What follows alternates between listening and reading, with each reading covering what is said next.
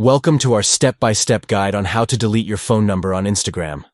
Follow these simple instructions to ensure your personal information remains secure. First, open the Instagram app on your Android device. Then, tap on your profile picture located at the bottom right corner of the screen.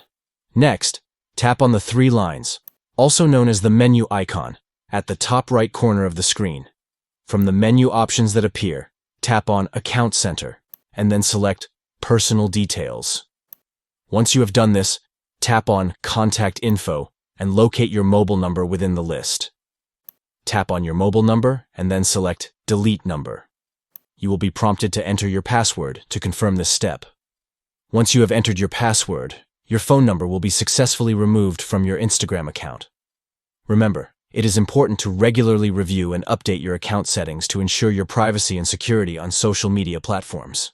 By following these simple steps, you can rest assured that your personal information is protected. Thank you for watching our guide on how to delete your phone number on Instagram. If you found this video helpful, don't forget to like, share, and subscribe for more tips and tutorials.